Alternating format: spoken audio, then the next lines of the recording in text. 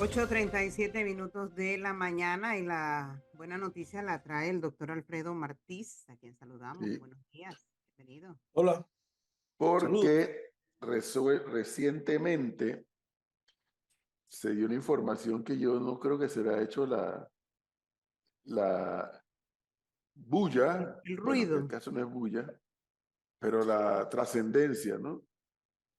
Recientemente se nos informaron los panameños que Japón no requerirá a los panameños visa para entrar a su territorio. A mí me llamó la atención la noticia porque Japón es un país, no, el país no, la sociedad japonesa cada día se constituye más en un modelo. Fíjense que hace poco hubo un terremoto, hace un par de semanas, Sí. y ellos tienen una capacidad de resiliencia impresionante. Además, una capacidad de enfrentar, pues como viven con esa realidad de enfrentar esos desastres naturales.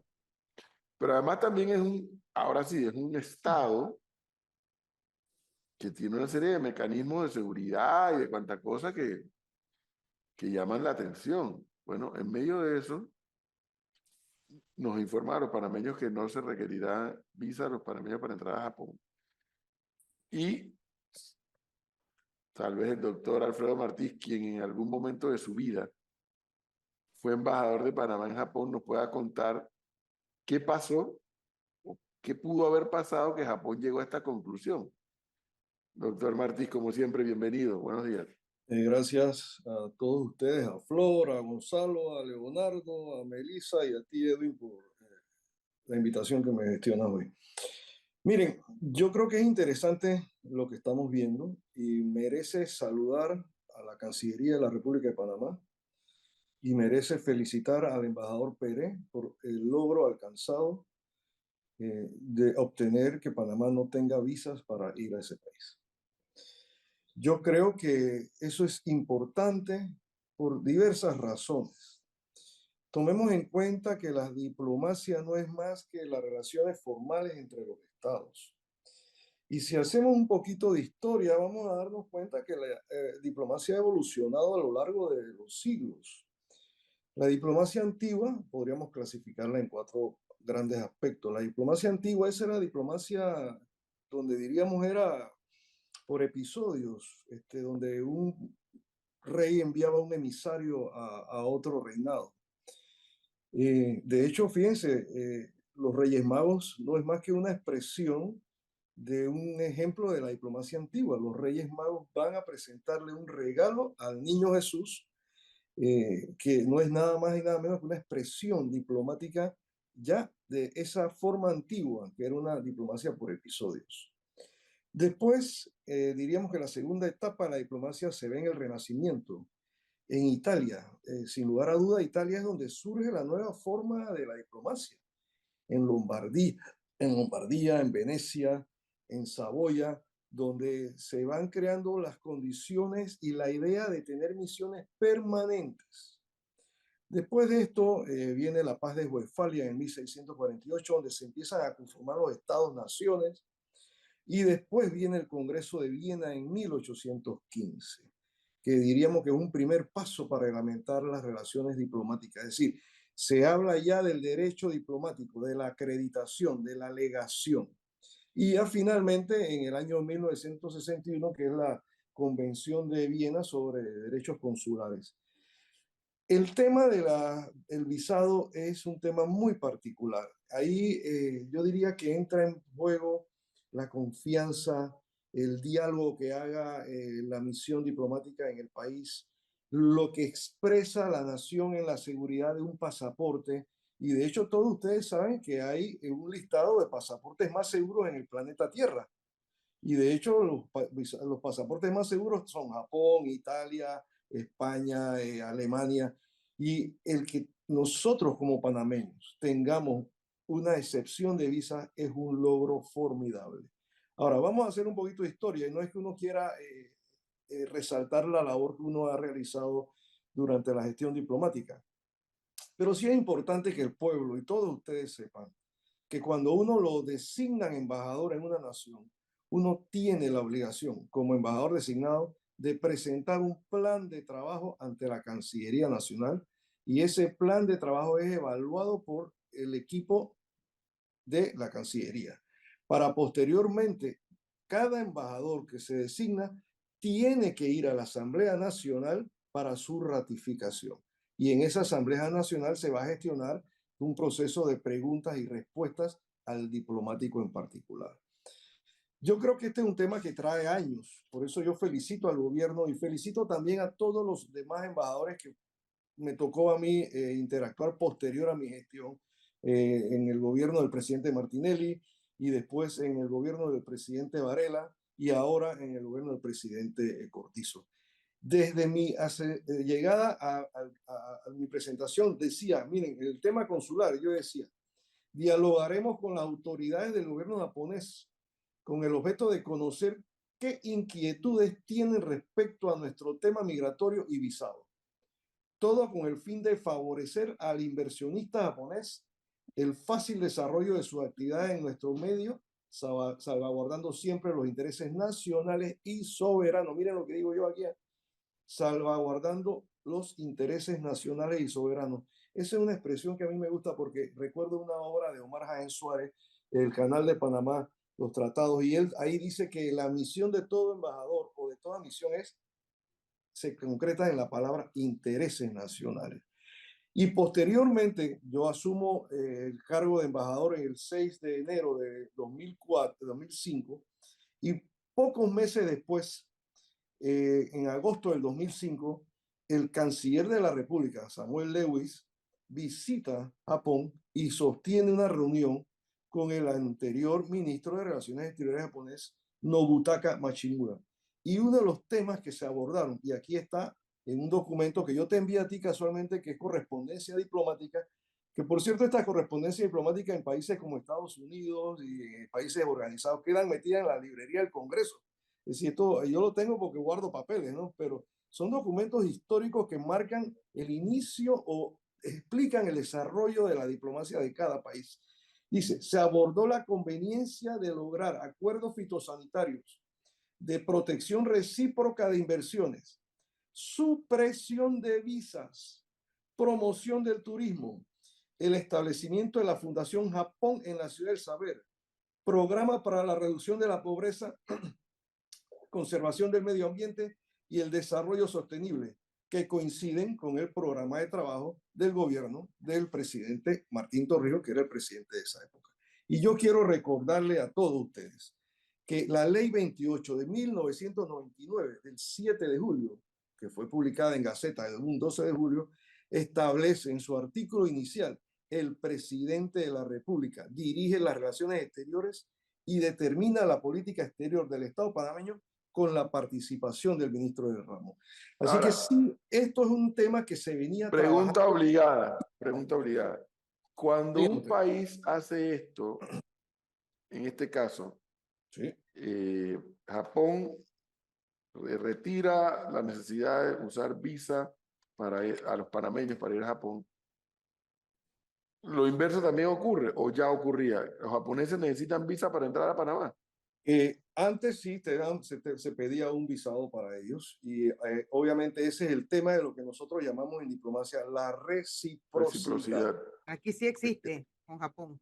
Entonces, es un tema curioso porque de hecho yo te necesito una visa como tú para ir a los Estados Unidos, pero yo no recuerdo que los americanos paguen una visa para entrar a Panamá. Creo que No. pagan una tarjeta de turismo.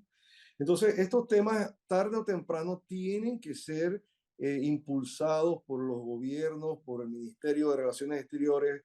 Debe ser parte de la política exterior de la República de Panamá, mejorar este tipo de condiciones de excepción de visas. O sea, no, y mejorar la imagen del país. Alfredo, al día de hoy, los japoneses necesitan visa para entrar a Panamá. Al momento no. No requieren de visa. No. Y la pregunta lo hago porque en el documento que acabas de leer y compartirnos, se hablaba del fomento del turismo. Sí. He escuchado, no es un impedimento, pero no debe ser un engorro, que si tú vas a hacer turismo a un país y además te piden tramitar una visa.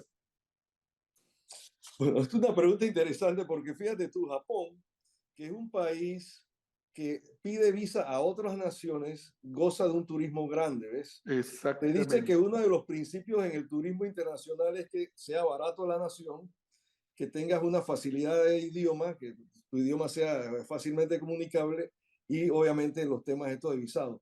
Eso te demuestra que estos tres elementos a veces no son una ecuación matemática exacta porque depende entonces del atractivo de ese país. Japón sigue siendo un país atractivo para el turismo internacional, como lo siguen siendo otros países. Hasta el momento nosotros no necesitamos visado para entrar a la zona Schengen en Europa, pero entiendo que a partir de este año posiblemente vamos a tener que hacer una especie de, de, de una especie de visado electrónico, ¿ves?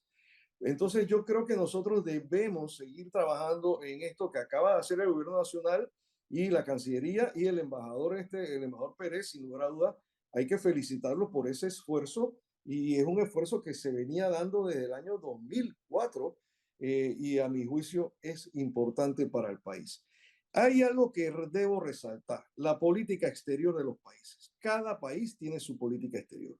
Japón obviamente tiene una política exterior. Y cuando ustedes entran a Internet, ustedes podrán ver lo que se llama el libro azul de la política exterior japonesa. Y en ese libro azul, ellos tienen determinado cuáles son los aspectos prioritarios de su política. Uno, fortalecer la alianza Japón-Estados Unidos. Dos, solucionar asuntos pendientes con Corea del Norte. Tres, diplomacia hacia países vecinos. Cuatro, la tensa situación de Oriente Medio. Y cinco, elaborar nuevas reglas comunes y dirección de la diplomacia económica. Seis, respuesta a asuntos globales y fortalecer la implementación de la política exterior. Y la política exterior es comercio. La política exterior es un diálogo permanente. De hecho, estando en plena Guerra Fría, tú debes recordar esos intercambios culturales que se daban entre Estados Unidos y la Unión Soviética con la visita de Armstrong a cantar jazz en Rusia.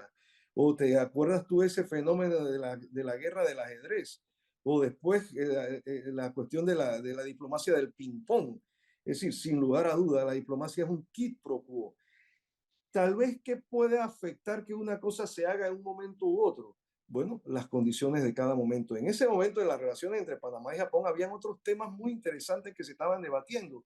Uno era la entrada de Japón a las Naciones Unidas y que obviamente nosotros teníamos que dar un voto. Dos, el tema de la Comisión Ballenera, donde también teníamos que dar un voto. Y el tema canalero. Entonces, hay prioridades que tú vas estratificando hasta que se va consolidando la diplomacia ya de una manera. Lo que hay que entender es el nivel de vínculo que tiene Japón con Panamá. Sí, el tercer usuario del canal. Es muy, muy, muy cercano, exactamente, entre otras razones, por el uso de la operación del Canal de Panamá para llegar a las costas, particularmente de Estados Unidos, en el lado Atlántico. La parte mala de esta historia, salvo que Alfredo Martín no diga otra cosa, Flor no, porque ya Flor fue a Japón, yo no he ido. Pero quiero regresar. Ah, no, oiga, pero que es el descaro, por amor a Dios. No es el descaro. Qué Me barbaridad. encantó Japón. Es que la ruta para ir a Japón es por Estados Unidos, ¿no? No. Bueno, yo fui por Ámsterdam. No, eso es falso. Yo, de hecho, ya a mí no me gusta si voy a Tokio, donde nació mi hija, ir por Estados Unidos. Primero porque tengo que ir y quedarme de todas maneras en un hotel en los Estados Unidos. Si tengo que salir del aeropuerto, hacer aduana, sacar maleta, ir para un hotel y regresar al día siguiente, formar ese filón. Ya, eso, olvídate de eso. Nosotros ahora tenemos la ruta por KLM, tenemos la ruta por Turquía, tenemos la ruta por México, es decir, Pero no es tenemos más larga. Bueno, yo creo que si tú sumas tiempo va a ser lo mismo, fíjate. Yo he ido por KLM, ¿no? Entonces yo viajo 10 horas hasta Ámsterdam y ahí a las 3, 4 horas cojo vuelo para Japón. También son 10 horas, pero si voy a Estados Unidos, tengo que ir a Nueva York, o tengo que ir a Houston, o tengo que ir a Los Ángeles. ¿Cuánto es de San aquí Francisco. San Francisco. ¿Cuánto es de aquí a allá? O ir a Chicago. Y a eso llegas a formar fila. sales de ahí a buscar un taxi que te lleve al hotel. Pero eso es tiempo Queda perdido. haciendo más tiempo, ¿no? Claro, al final suma y resta. Y yo prefiero llegar destrampado, quedándome en el aeropuerto ahí, sentado 3, 4 horas, a tener que cargar maleta ahí para otro lado. Yo creo que no, yo creo que tenemos vías alternas. Así que tú puedes ir a Japón por Europa. Ok.